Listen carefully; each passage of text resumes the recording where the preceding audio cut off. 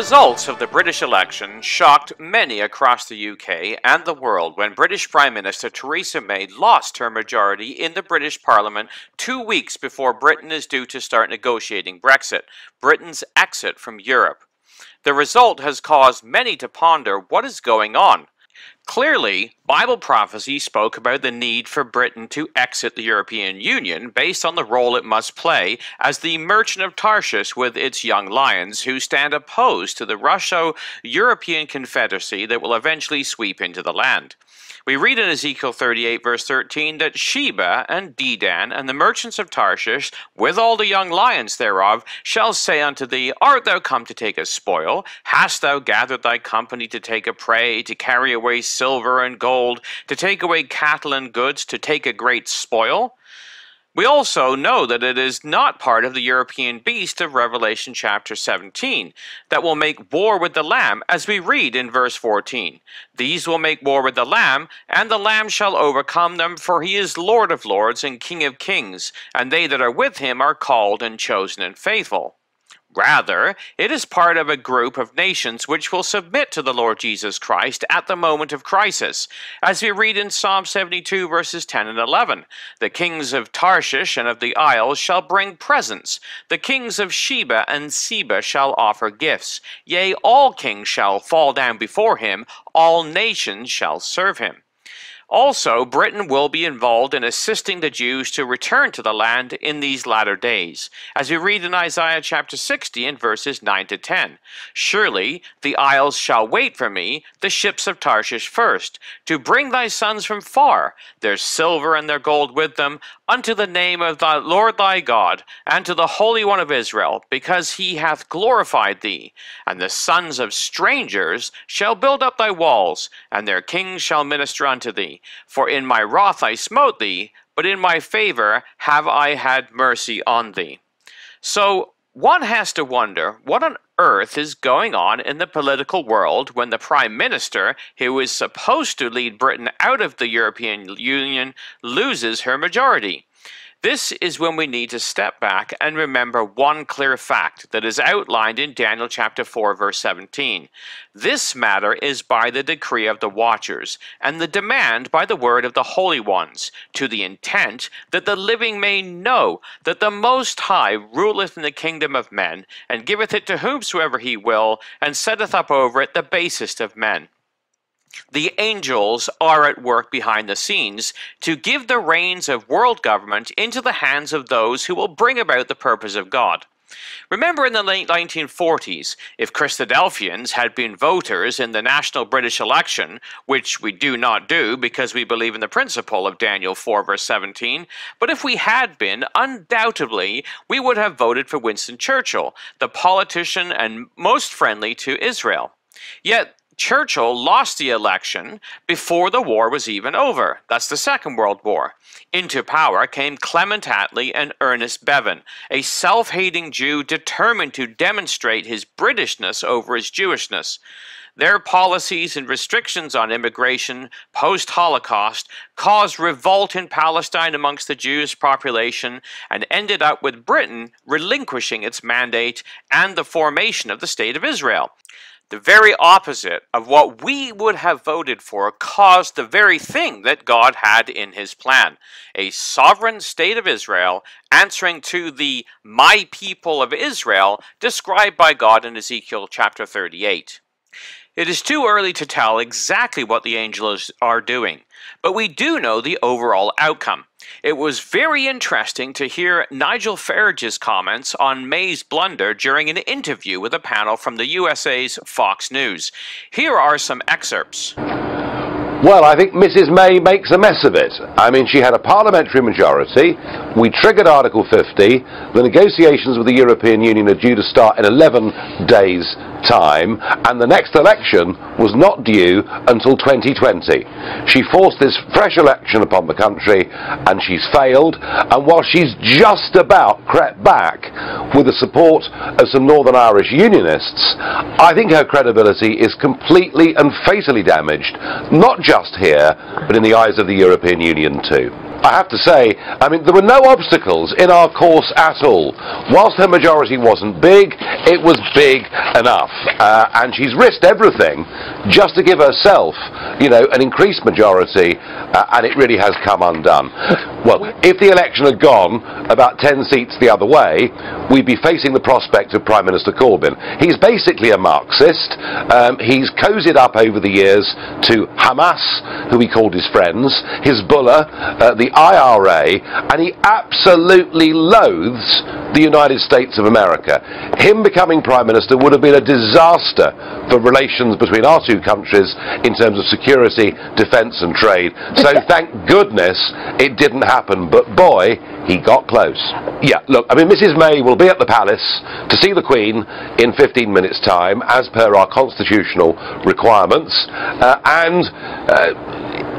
think, to form a government, to form a coalition government, she has to go there as the sitting Prime Minister. So constitutionally, she wasn't going to resign this morning. But I think she will not be there for very long at all. Who will it be? My guess is the two front runners would be Boris Johnson or David Davis, both of whom were on the Brexit side. You see, the mystery was Mrs May voted Remain. Mrs May was for staying in the European Union and yet became leader of a Brexit party. She went into this election lacking sincerity because she did not believe the words that she was speaking. And the voters, and the Tory party now must get a Brexiteer to lead it. Yeah. Well, Miss May, true to the Constitution, went to the palace and returned to number 10 Downing Street to announce to the British people her intention to form a new government in a very stone-faced speech. I have just been to see Her Majesty the Queen, and I will now form a government that can provide certainty and lead Britain forward at this critical time for our country. This government will guide the country through the crucial Brexit talks that begin in just 10 days and deliver on the will of the British people by taking the United Kingdom out of the European Union. What the country needs more than ever is certainty, and having secured the largest number of votes and the greatest number of seats in the general election, it is clear that only the Conservative and Unionist Party has the legitimacy and ability to provide that certainty by commanding a majority in the House of Commons. As we do, we will continue to work with our friends and allies in the Democratic Unionist Party in particular. Our two parties have enjoyed a strong relationship over many years, and this gives me the confidence to believe that we will be able to work together in the interests of the whole United Kingdom. This will allow us to come together as a country and channel our energies towards a successful Brexit deal that works for everyone in this country, securing a new partnership with the EU which guarantees our long-term prosperity. That's what people voted for last June. That's what we will deliver. Now let's get to work. Well, whether Mrs. May is able to stay in power remains to be seen. It will be a tough fight for her to do so. It could well be that either Boris Johnson or David Davis replace her in the very near future, and the Conservative establishment may be forced to have a Brexiteer as the next leader, and consequently the Prime Minister. Well, politics is about power and not so much principles.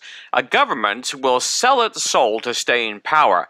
In many minority government situations, it is the marginal group that can swing its votes over to the government and crown it, preventing a vote of non-confidence that either forces another election or has the opposition party form the government if they can form a coalition. This has been seen in Israel, where a coalition government has to be formed because there are so many political parties. Often, the radical views and policies of the smaller parties have to be taken into account. In Israel, it has served to stiffen up the politicians in order for them to stay in power. They have had to respect the wishes of the religious right. Well, what is absolutely fascinating is who the kingmakers are in Britain. No matter who is to lead the Conservative government, they have to make a deal with the DUP or the Democratic Unionist Party. The Guardian newspaper reported with some dismay. The DUP will back the Tory government on its next budget and prevent it being brought down by motions of no confidence. However, the DUP will decide on support for the Conservatives on other issues in Parliament on a vote-by-vote basis. There has been a mixture of anger and bewilderment within the Westminster establishment, Tory as well as Labour, over the way the DUP has suddenly become the central player in shaping who governs the UK. The 9 men and 1 woman who are going back to the House of Commons under the DUP banner include some who are born-again Christians and deny Darwin's theory of evolution. They are also among the many opponents of gay marriage, equality, and even minor reform to Northern Ireland's near-total ban on abortion." End quote. Well, isn't this interesting? The kingmakers in England are religious Christians who believe in creation and oppose gay marriage. Well, Reuters went on to report the following. British voters spent Friday frantically Googling the name of a small Northern Irish party whose 290,000 votes and 10 seats in Parliament hold the balance of power in the national Parliament representing the United Kingdom's 65 million people. The article went on to describe the beginnings of the DUP party. It stated some remembered it as the party of Ian Paisley, the firebrand Protestant cleric who once heckled the Pope himself, calling him the Antichrist. The DUP forged its combative brand of British nationalism in Protestant areas of the 1970s Belfast as the Bloody Troubles pitched hardline unionists against to remain part of Britain against mainly Catholic nationalists seeking a united Ireland. Others noted that the party now has one of the most socially conservative in Europe, having sought to maintain some of its constituents' strictest restrictions on abortion and consistently opposed gay marriage. It recently backed the right of a Belfast bakery to refuse to make a cake with a gay rights slogan and proposed a law to allow religious business people to refuse to serve people where that would conflict with their religious beliefs. At least one senior party member has defended creationism, the theory that the world was created by God 10,000 years ago. End quote. So the kingmaker in the general election who will hold the most influence over the new government, whoever leads it, comes from a Christian, creationist, anti-Catholic standpoint. Some of its leaders see the issue of the European Union for what it is, a tool of the Antichrist, the papacy, who are the religious harlot and ride the beast and shape its policies. No wonder the establishment, both Catholic and Labour, have their knees knocking. If it were possible, and it's not, the Reverend Ian Paisley would be giggling in his grave if he knew the party that he formed will be one of the most influential in bringing Britain out of Europe. Obviously, the angels know what they are doing. It is exciting to see the hand of God at work amongst the nations, bringing about His will. Stay tuned to see how the Most High rules in the kingdom of men and gives it to whomsoever He wills. For the Bible in the News, this has been Jonathan Bowen joining you.